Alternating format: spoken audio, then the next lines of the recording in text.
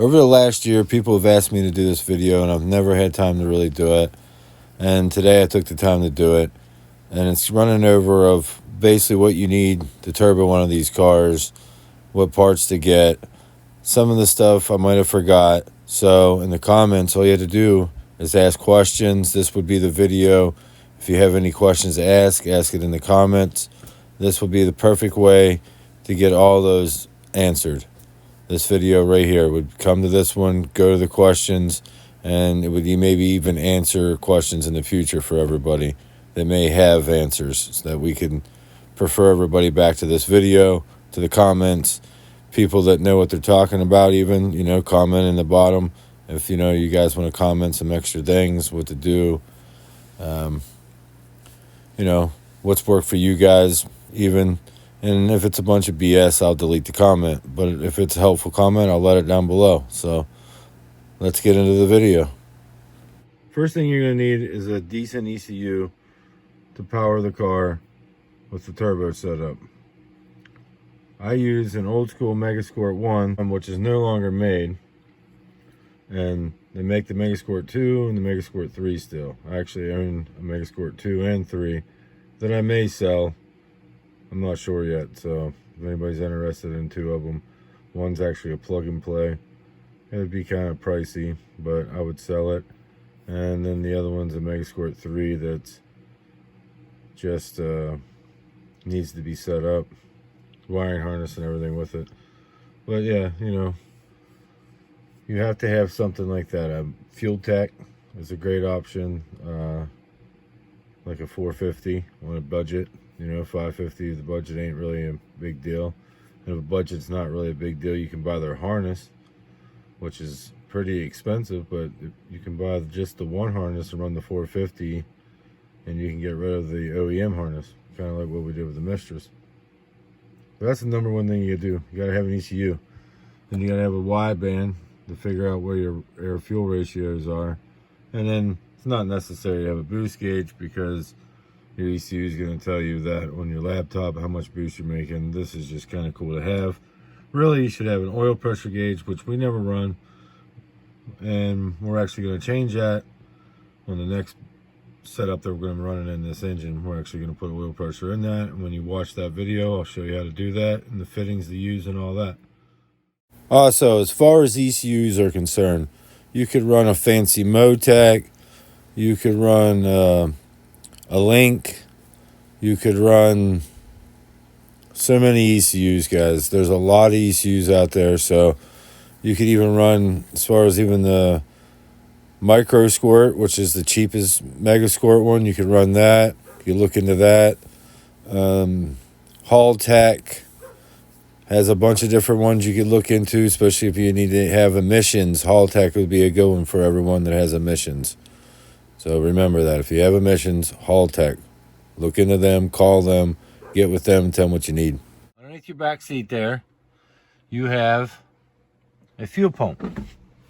And what we run in this, so you don't have to upgrade any of the wiring, is a AEM 340 fuel pump. Good for ethanol, regular gasoline. We run ethanol, so that's what we run. Anything bigger than that pump, you're going to have to run a relay system to it. You're going to have to do a relay, which is a lot easier when you're running an aftermarket ECU. You don't have to run the OEM wiring. You can just run your own relay system. Again, the Mistress is going to have that future video if you guys want to watch how to do that. But that's what pump we run. And then we run, Aeromotive actually makes that. So we run an Aeromotive fuel pressure regulator, and then down in here, these blue ECUs, these blue injectors are actually LS1 injectors, which has the EV1 connection. So basically, what I found, I think all the injectors are basically the same as far as I know. Now, guaranteed 96 to 01, you're going to have these LS linked injectors. And that's what you're going to look for, just LS link. If they're not EV1, you just got to buy the plugs and disconnect them and put new ones in, or they make other ones like I have on the Mistras where you can just plug in there, no problem at all. That's an easy solution for the plugs. But the length, as far as I know, is LS1 on all of them, but guaranteed 96 to 01. But from 96 to 08, I would say it's the same. So that's your fuel covered. What are you doing, Luna? I'm gonna come in to visit. Where you going, Luna? Where you going? Luna had to make an entrance. But that's your fuel. And then you want to do manifold. I'm running a Mantech, so if you can find one of these, this is one of your better options, especially if you can find the race version like this one. This is the biggest runner that I know of they made over in Korea for these. We run a Precision 5431 turbo, all the power you would ever need for a stock motor. These will make 450-500 horsepower, no problem. You're maxing them out pretty good around the 450-500 range. These turbos live, no problem around that. I've pushed this thing to the limits for a long time. But 400's very happy on these turbos. And that's only got a 63 AR on it. We don't have launch control on this. That's the only reason I didn't go to an 82. I wish I'd have went to an 82. That's the turbo we run. We're in an old school for right now. I'm going to change this out. I have another one. I just never put the newer Turbo Smart on it, but we run a towel on here, 38 gate, open gate. We run a side exit on it. We're going to put a full exhaust on this car soon. We run just a simple catch can on this one. Literally a hollowed out PVC valve. And these vents over into this small catch cam. It works pretty good. Still run power steering and everything on this one. Then Mishimoto radiator we run on this. I have a GK, so 2003 to 2008, and then in some countries 2002 to 2008. And we run a tail, old school alpha blow off valve. We run everything's getting dusty from sitting. R side throttle body, hard to find these days, but if you can find this stuff, like I said, the Mantech and that, you don't need it, but it helps. You can use an Evo 8 manifold. People hollow them out. I think some people even use the regular 4G63 one. I don't know. It's up to you guys. I try to source one that will fit, but they're very hard to find anymore, so 4G63 is probably the way you're going to have to go. Some of that stuff's on the forums. I've always had just good luck finding these things. But yeah, that's blow-off valve. We kind of got a weird routing here, which we're going to try to get rid of soon here. Face this differently, put this turbo down, have something welded on it, and have it come straight. So we can go straight down and around. Because we actually have this intercooler then is actually the same side. So we could do some nice stuff with this to make way less plumbing through there, which would cut down on boost.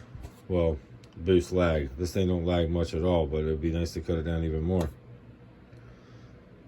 But literally, that's all you do. You can put ARP head studs in there. I have videos of it, of the part numbers, I think, still. If I don't, you can get a hold of me. I can actually get them for you.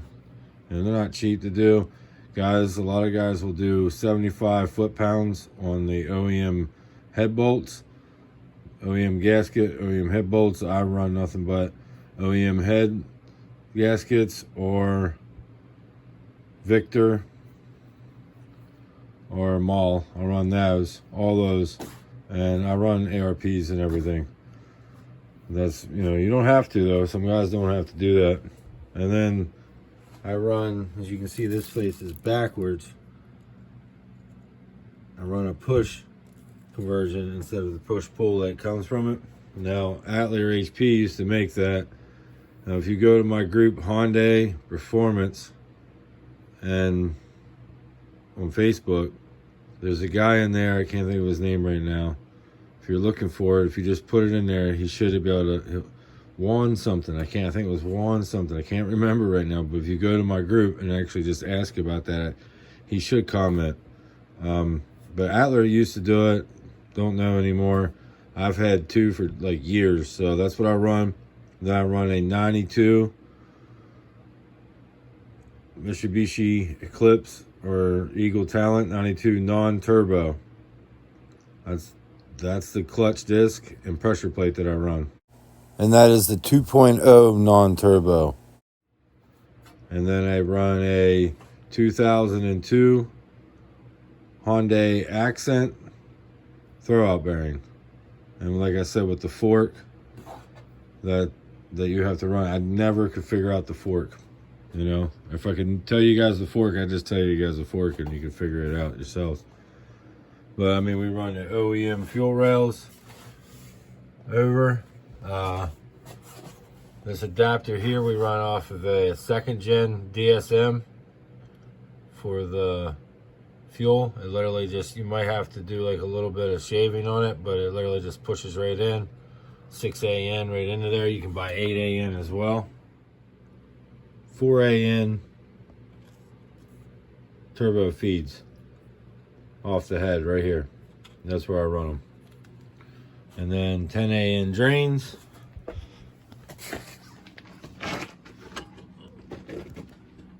Things are getting a little leaky underneath here. We have some, it's hard to see, but weld 10 AN bung up as high as we can. It's another thing we do. Man, I think that's about it. Spark plugs, 2668 NGK part number. OEM coils, NGK spark plugs, you're fine with those. You know, OEM ones would be fine. Even the spark plugs, they're, you know, 8 AN, 8 millimeters. You know, usually a little bit better for certain things, but you know, there's been 1,000 horsepower Hondas for years just running 7 millimeter NGKs, so I'd say you guys are fine there. But I think that's about everything to do. I mean, there's really nothing to do. I mean, I have these like pulleys that are hard to find, OBX pulleys.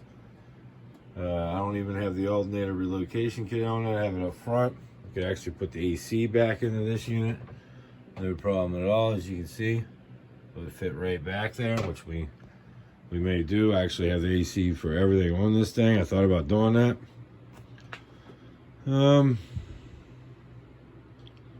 Stock manifold on this, if we can find an air ram. We're going to. We actually had an air ram and guy shipped it to us and got it damaged, and yeah, that sucked, but you know, I do see a difference. I can tell you that. It definitely makes less power with this than it does with the air ram. I throw a lot more boost at it with this than I did the air ram to make the same kind of power. I think that's about it, guys. I think that's it. Any questions, just comments down below, guys, and I'll answer them. I mean, that's the best way. I almost forgot something important. Inlet air temp sensor, 2003 GK. Use one of those. They're metal. They screw in. You can buy a bung for it, weld into your charge pipe, and then you can get correct temp sensors with your Megasquirt or any other ECU that you choose. Or if I need to make another video, let me know, but I think I covered it. Thanks for watching, guys.